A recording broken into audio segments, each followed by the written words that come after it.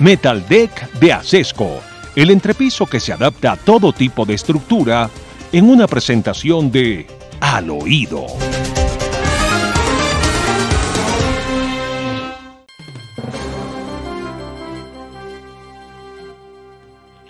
Bueno, Demar, al país hay que decirle al oído que los acontecimientos que se desencadenaron en frente del Palacio de Justicia, del Palacio de la Corte, donde sesiona la Corte Suprema de Justicia, no nos pueden resultar indiferentes. Han sido de una gravedad extraordinaria. Y el director de la policía no nos ha dado noticias tranquilizadoras.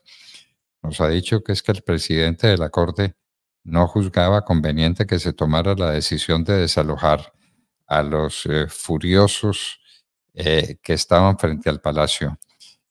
Poquísimos en relación con aquella concentración que prometió Gustavo Petro, presidente de la República, porque aquello sería una movilización gigantesca del país en respaldo suyo y en exigencia de una elección de fiscal general de la nación.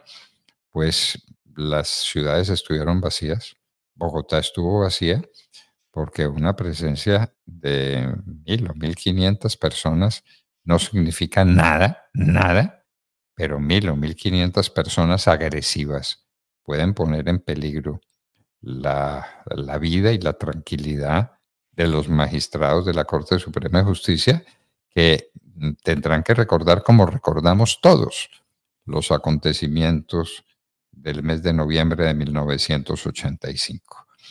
Aquí pues no hubo director de la policía, no estaba Delgado Mayarino, sino un director de la policía que le pregunta, ¿cómo le parece? Le pregunta al presidente de la Corte Suprema de Justicia qué es lo que debe hacer. Pues, general Salamanca, renuncie usted y proponga como director de la policía al presidente de la Corte Suprema de Justicia. ¿Era o no era una posición agresiva, peligrosa, que le impedía a los magistrados de la Corte salir con libertad o entrar con libertad a la Corte? Eso lo vio el país entero. No hay que decir mentiras porque sobre eso hay constancia absoluta y total. De manera que en eso estamos, Demar, viendo a ver quién ejerce las funciones de policía de aquí Pues, en adelante. Sí. hemos hecho una juiciosa averiguación de qué fue lo que pasó en el minuto a minuto para tratar de esclarecer quién dice la verdad. Lo que pasa es que al presidente de la República le queda muy mal quedar como un mentiroso ante el país, pero creo que además no le importa, ¿no? Que esa es otra condición muy difícil también de entender por parte del primer mandatario de la nación. El presidente ha dicho lo siguiente y escuchemos, veamos qué fue lo que dijo el fin de semana con ocasión de lo ocurrido el jueves 8 de febrero. Por supuesto, minimizando lo que realmente fue muy grave, muy complejo y pudo ser peor en caso de que hubieran logrado entrar esa turba furiosa que tenía camisetas del Pacto Histórico al Palacio de Justicia. Escuchamos qué fue lo que dijo el presidente. Porque no hubo ningún magistrado herido, no hubo ningún magistrado sacado en helicóptero y no hubo un secuestro. Siempre pudieron salir y entrar como quisieran. Es más, no salieron porque ellos le dijeron al general de la policía que no querían salir, sino que iban a trabajar más hasta la hora en que salieron. Pero en la opinión pública había otra historia, otra realidad. ¿Cuál era la realidad? Esta. Ahora pues el presidente Gustavo Petro tratando de vender la idea, la narrativa de que los medios de comunicación enemigos a su régimen entonces le hacen una fake news. Pues muy bien, esto es lo que ha dicho Gustavo Petro. Ellos estaban allí, hablaron con el general de la policía, le dijeron que querían quedarse a trabajar. ¿Qué dijo el comandante director de la policía, el general William René Salamanca, frente a lo acontecido? Escuchemos y veamos. Bueno, yo ya me pronuncié sobre estos hechos del pasado 8 de febrero. Lo que yo sí puedo aquí ratificar es que nunca estuvo en riesgo la vida e integridad de ningún funcionario del Palacio de Justicia que elaboraban en ese momento. ¿Por qué lo digo? Porque había un componente de la policía precisamente para evitar un intento de ingreso de personas. Yo me encontraba en el lugar con relación a personas que pretendieron ingresar y que otras personas evitaron o que las contuvieron. Aquí hay una investigación que adelanta la policía con la Fiscalía General de la Nación. Estamos en ese proceso de su identificación. Manifestar que una vez el señor presidente ordenó desalojar a las personas, se dispuso con ese desalojo. Preguntaron ustedes, ¿y por qué no se hizo antes? Yo lo manifesté. A la 1:07 de la tarde del día 8 de febrero me comuniqué con el señor presidente de la Corte para preguntarle cómo veía la situación, el contexto, el entorno, porque si se veía algún asomo de violencia, la policía, sin dudarlo, previos protocolos de actuación, procedería a desalojar a estas personas y él me pidió que no. Si esto era una situación tan normal, si no había peligro, ¿por qué el presidente de la República le ordena al director de la Policía Nacional que él personalmente se haga cargo de la situación, entre al Palacio y evalúe lo que está ocurriendo? Si es tan normal, perfectamente pudieron haber enviado, si se quiere, al comandante de la policía Bogotá o al comandante del cuadrante. Hubieran hecho una cosa parecida, pero sería tal la magnitud que tuvo que enviar al general William René Salamanca. Ahora, doctor Fernando, al interior de la Corte, el presidente de la Corte, el doctor Gerson Chaverra, que estaba y quien emitió el comunicado a las 3 de la tarde diciendo que estaba sitiado por una turba violenta a las afueras del Palacio, había una conversación entre él y el general le pregunta al magistrado qué hacer. Le dice, ¿usted cree que es conveniente que nosotros actuemos para desalojar el área, el área en estos momentos que está siendo ocupada por estas personas violentas que están afuera? Y la respuesta del magistrado es, venga, a mí no me traslade ese problema, a mí no me lo pregunte porque yo no quiero que vaya a haber violencia, no quiero que se ejerza fuerza sobre estas personas y termine esto en un enfrentamiento afuera, y esto es una calle muy estrecha y puede pasar cosas muy tenaces. Entonces, no me pregunte a mí eso. Entonces, pues como no le pregunte, además, es increíble, doctor Fernando, a qué horas el director de la policía le traslada su responsabilidad al magistrado de la Corte Suprema para que tome decisión sobre si hacer o no hacer una operación, un operativo de desalojo de estas personas violentas que están a las afueras. Claro, el general Salamanca lo que está diciendo en últimas es que le trasladó su responsabilidad al presidente de la Corte Suprema de Justicia, hasta que a las 5 de la tarde, después de 5, 6 o 7 horas de asedio, de secuestro, el presidente de la República le dijo que había que poner orden.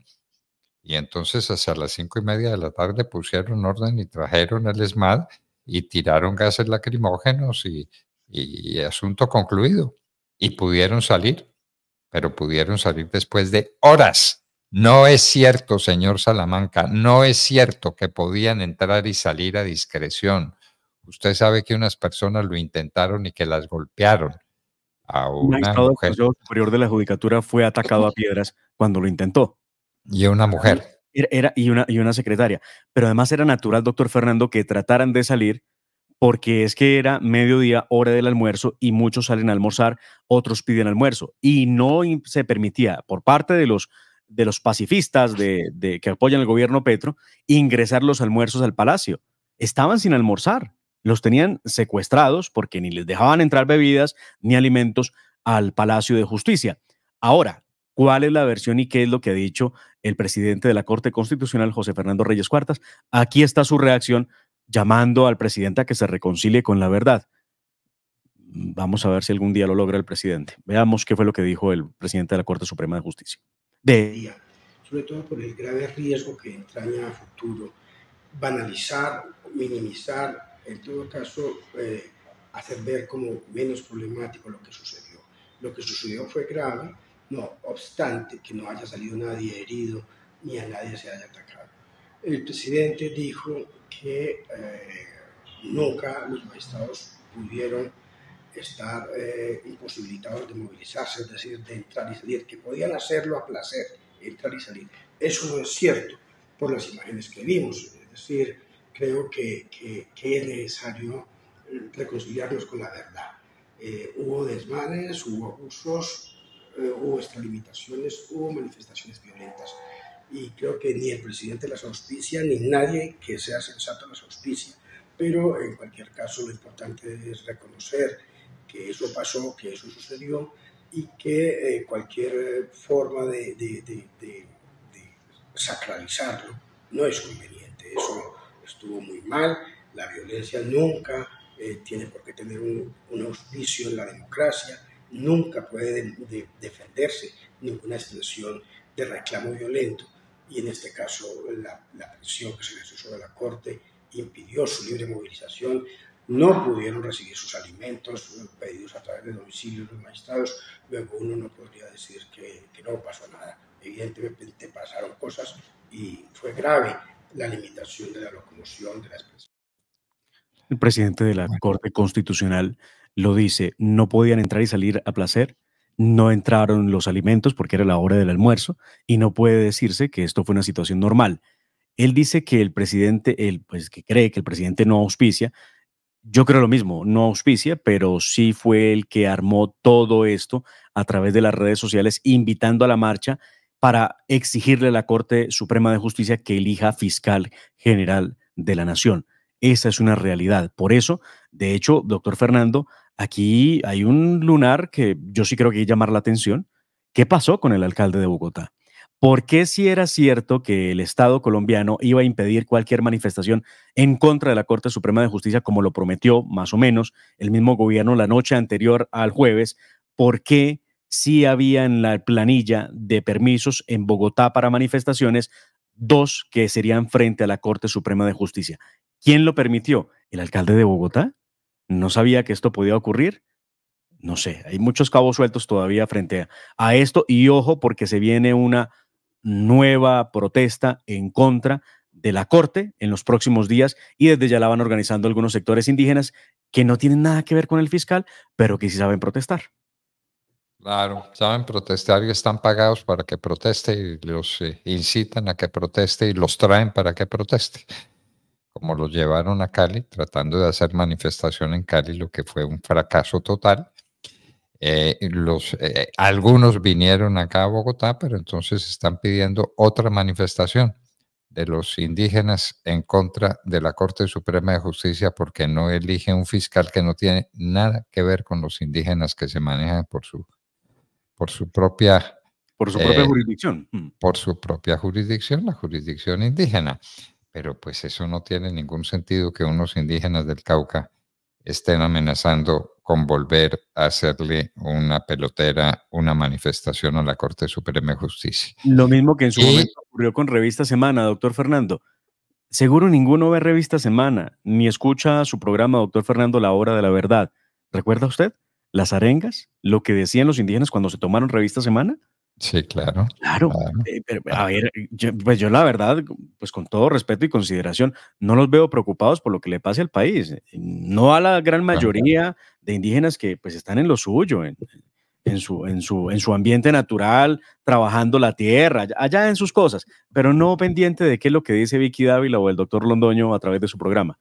Alguien hace cosas que no entendemos, o sí entendemos, pero no vemos con claridad. Bueno, y dejemos en claro que el presidente de la Corte Constitucional le dice al general Salamanca que está faltando a la verdad. Así de sencillo. Y está faltando a la verdad como lo vimos todos, general Salamanca. Es que con los medios actuales de comunicación todo se ve. Lo que pasó frente al Palacio de Justicia, frente a la Corte Suprema de Justicia, lo vimos todos. Eso de que podían entrar y salir a voluntad, señor general, le dice a usted el presidente de la Corte Suprema de Justicia que usted está faltando a la verdad y que lo que ocurrió fue muy grave. Y usted lo que dice es que trató de darle la responsabilidad de semejante decisión al presidente de la Corte, para que después diga, no, es que fue el presidente de la Corte el que nos obligó, el que nos forzó. ¿Y usted? ¿Y usted dónde estaba? ¿Usted dónde estaba, general Salamanca? ¿Y cuál era el nivel del cumplimiento de su deber? Bueno, en fin, y que había dentro del Palacio policías suficientes para contener la turba si entraba. ¿Quién lo sabe, no? ¿Quién lo sabe? Tal vez no, frente a la presencia de unos 50 hombres de policía versus unos 1.500 que había afuera tratando de tumbar la reja, tengo mis dudas sobre la capacidad. Y de una policía que no tiene la facultad ni tiene las instrucciones de utilizar sus armas en contra de una turba que se le viene encima.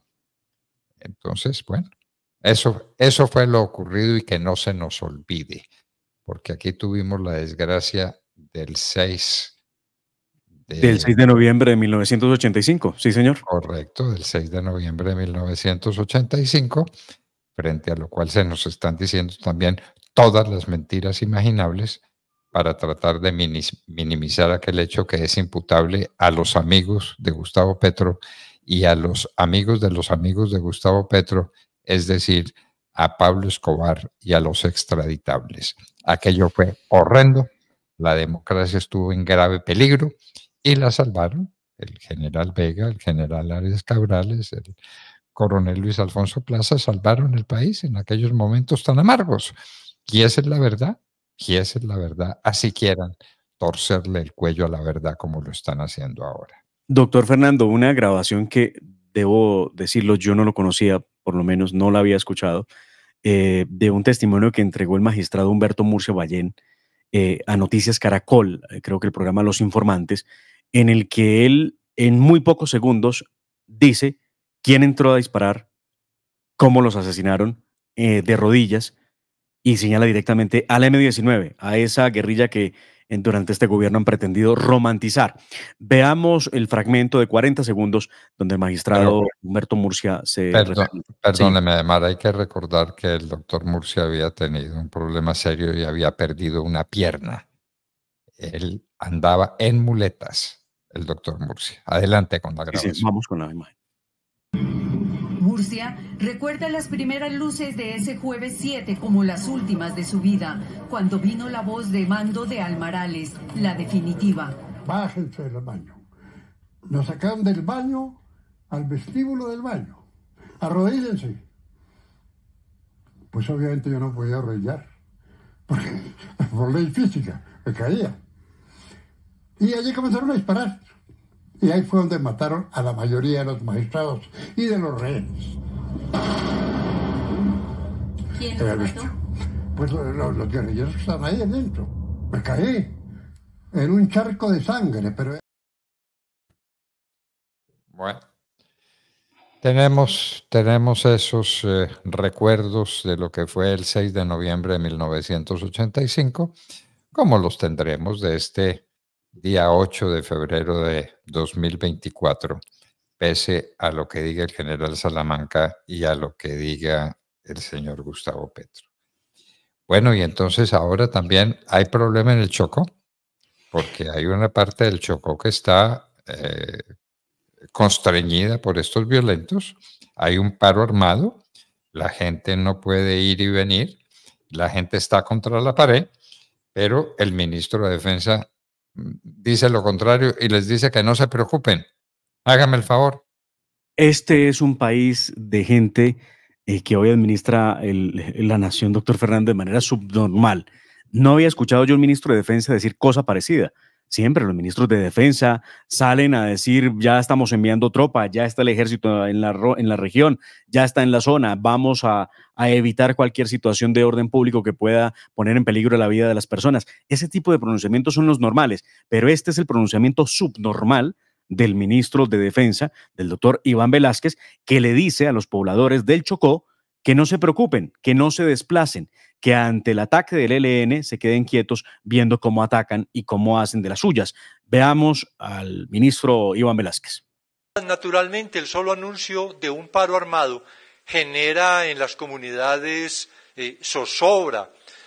Ha pedido el comandante general de las fuerzas militares a las comunidades, hizo una petición pública. Estamos en condiciones de garantizar seguridad. Eviten al máximo estos desplazamientos masivos que afectan, en todo caso, por la atención humanitaria que en virtud de los desplazamientos debe realizarse. No estoy hablando de los desplazamientos por el río, digo de los desplazamientos como una acción de respuesta a las actividades de organizaciones ilegales, en este caso específico del Ejército de Liberación Nacional. El reporte de hoy que tengo del comandante general de las fuerzas militares es que hay tranquilidad en la zona. Pero eso no es lo que dice la gente en la zona, doctor Fernando. Bueno. No juzguemos lo que dice este señor, pero alma bendita de Mario Moreno, que parece que es el que que le dirige lo que está diciendo. El que le inspira. Bueno. Y mientras el ministro dice cualquier cosa, doctor Fernando, tenemos un hecho, varios hechos de gravedad de seguridad en el país. Uno de esos hechos se presentó en Piamonte, Cauca, donde los terroristas de las FARC cogieron a tiros un vehículo que sirve de transporte público que sirve para transportar niños de una escuela. Los terroristas de las FARC mataron a 2 personas e hirieron a una niña de 13 años. Veamos las imágenes de cómo quedó el vehículo atacado precisamente por las FARC. Mientras aquí hablan de paz todos los días, de la paz total y de la paz mundial, esto es lo que tenemos que registrar. Lamentable hecho, por fortuna, pues por ahora la noticia es que la niña simplemente quedó herida, que se puede recuperar, pero pues muy triste la situación, sobre todo estos terroristas de las FARC no miden contra quién dirigen sus ataques y es contra la población civil y contra niños. Pero sí hubo 2 muertos. Hubo 2 muertos, sí, claro. Estoy hablando de, pues por fortuna la niña no falleció. Vale, la niña no falleció, pero sí fallecieron 2. Sí, señor. Dice que el papá y un hijito. Sí. Entonces, pero pues es que no podemos reducir las cosas. Hay que plantearlas como son. Como tampoco se puede disminuir el valor y la importancia que tiene el secuestro de 14 militares en la Macarena. Otra vez, otro secuestro de militares. ¿Quién lo creyera? Esto pasa y sigue pasando y seguirá pasando, doctor Fernando, mientras la misma fuerza pública no llame las cosas por su nombre. Los eufemismos, que son muy utilizados por esta época, y los sofismas a través del mismo gobierno del presidente Gustavo Petro, hacen carrera todos los días. Y el más reciente tiene que ver con un hecho criminal que se presentó en la Macarena, en el departamento del Meta. Y este es el comunicado que conocimos hace pocas horas de la Fuerza Pública, que se los presento en pantalla. Dice el Ejército Nacional lo siguiente: el comando de la Fuerza de Tarea Conjunta Omega, en relación con los hechos ocurridos en las últimas horas en el departamento del Meta, se permite informar que el día de ayer, esto debe haber sido el 10 de febrero, tropas del Comando Específico del Caguán, que se encontraban brindando apoyo a la Fiscalía en un procedimiento de allanamiento en la vereda Bocana, Caño Gringo, jurisdicción del municipio de La Macarena, fueron retenidos por un grupo de personas de la comunidad. Retenidos, hágame el favor. Los militares retenidos por un grupo de personas. ¿Y por qué los retuvieron, como dice el mismo ejército? Porque adelantaron la captura de un terrorista de la guerrilla de las FARC, perteneciente a la Comisión Edison 5000 de la estructura Jorge Suárez Briceño de las FARC, que ahora este gobierno, para no llamarle FARC, le ha puesto el nombre de Estado Mayor Central. La buena noticia, que terminó la retención después de alguna suerte de negociación con estos personajes que retuvieron a 14, dicen ellos, ¿no? Retuvieron a 14 miembros del ejército, un oficial, un suboficial y 12 soldados. La buena noticia es que el CTI pudo llevarse el armamento que tenía el guerrillero, lo mismo que lograr la captura y evacuarlo de la zona. Pero ¿qué tal? Hablando de retenidos cuando realmente se trató de un secuestro. Lo que faltó fue que dijeran que es un cerco humanitario, como decía el exministro del Interior de Gustavo Petro, cuando en aquel momento, recuerda usted, en los Pozos Caquetá, asesinaron a un policía, los llamados Guardia Indígena. ¿Sabe usted cuántos capturados hay por ese hecho? Ninguno. Ninguno. Pero claro. Bueno, ¿y en qué van las conversaciones con el ELN para que terminemos la jornada de hoy con ese recuerdo? ¿Qué está diciendo Oti Patiño? Hágame el favor. Oti Patiño dice que está muy extrañado y que esto es un poco triste, más o menos. Es increíble el nivel de expresión del negociador de paz. Veamos qué es lo que ha dicho Oti Patiño ante la incursión terrorista del ELN en el Chocó y otros lugares del país. Veamos. La declaración de paro armado por el Frente de Guerra Occidental del ELN es una deslealtad con los acuerdos celebrados en el 6º ciclo de conversaciones en La Habana y en tanto amenaza la vida, los derechos las libertades de los pobladores del departamento, el ejercicio de los gobiernos democráticamente elegidos y el mandato de las autoridades comunitarias. ¿Desde cuándo hay que creerle a un violador, a un asesino, a un secuestrador, a un guerrillero? Es que es increíble, ¿no? ¿A qué horas legitimamos a una persona? O sea, estoy hablando, no, por supuesto, estoy hablando de la guerrilla del ELN, que dice el Oti Patiño que es una deslealtad. Deslealtad con las conversaciones que se adelantan sobre la paz. Es decir, que no hay paz, es decir, que están haciendo lo que les da la gana. Claro. Y tenemos... Y prepárese, porque ya el ministro de Defensa nos anuncia que la banda terrorista criminal de Tuluá, que se hace llamar La Inmaculada, está pidiendo pista para sentarse a dialogar con el gobierno. 1000 muertos. 1000 muertos.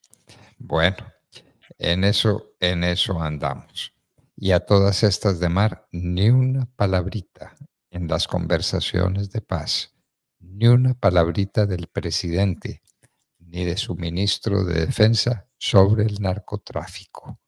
Nada, porque no hacen nada para disminuir lo que es el combustible que alimenta todas las guerras. El elemento determinante: mientras tengamos cocaína, tendremos muertos, tendremos desplazamientos, tendremos reclutamientos de niños, tendremos la tragedia nacional. ¿Sabe usted por qué avanza por tan buen camino, entre comillas digo buen camino, las conversaciones con el ELN, ¿no?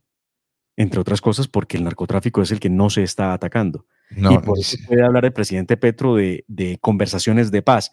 El día que atacaren, que eso no va a ocurrir en este gobierno, el narcotráfico, nadie se le sienta a la mesa a hablar de nada, porque no van a negociar un negocio que no tienen en venta, valga la redundancia. Y negocio de semejante tamaño. Se han incautado en Antioquia de 5,5 toneladas de cocaína en Necoclí. Me parece que fue el sitio. Sí, señor. 5,5 toneladas de cocaína. ¿Cuánto valen en dólares 5,5 toneladas de cocaína puestas a $100 el gramo en las narices de cada consumidor? 5,5 toneladas, ¿cuántos kilos son? Esa es la que se deja caer, porque vaya a ver cuántas otras se logran. Multiplica por 1000. No, eso es... muy bien. Ese resultado, que son 5,500 kilos, ¿no? Sí, sí. Muy bien. Multiplica el otro vez por 1000 para que le dé gramos. 5,500 son 55,550, 5,500,000 gramos. Multiplíquelos por 100 para que le den dólares. ¿Cuántos son? Eso era lo que valía el alijo, como dicen por ahí, que se descubrió en Necoclí, 5,5 toneladas. Los ricos, los de verdad ricos en Colombia, son los narcotraficantes, dueños de fortunas absolutamente colosales y gigantescas. Y mientras tanto, crece y crecen los sembrados de coca. Ya estamos hablando de más de 300,000 hectáreas sembradas de coca. Estamos hablando de 3,000 toneladas métricas de cocaína y estamos hablando de unas cifras en dólares que no tienen medida. Nadie es capaz de mencionar la cifra de lo que valen 3,000 toneladas métricas de cocaína que se están produciendo en el país sin que nadie los moleste, sin que nadie los persigue, sin que nadie erradique una mata de coca. De manera que el negocio está a sus anchas. Saquen ustedes conclusiones. Bueno, queridos amigos, así estamos llegando al final de esta jornada y los invitamos para que nos acompañen mañana a partir de las 6 en punto de la mañana. Y gracias, muchas gracias a las más de 120,000 reproducciones que nos dieron de la jornada de ayer. ¿Cómo le parece? ¿Cómo nos están oyendo en el país entero? Hasta mañana a las 6 en punto de la mañana. Dios mediante. Y la familia Ramírez duerme tranquila, porque su techo está bien hecho. Bien hecho como las cubiertas Asesco. Por su doble capa protectora, son ultra resistentes a la corrosión y al paso del tiempo. Para que tu techo quede bien hecho, exige calidad Asesco. www.lahoradelaverdad.com.co. Escúchenos desde cualquier parte del mundo a través de nuestra página de internet. Opinión, deportes, cultura y entrevistas. Visítenos y participe. www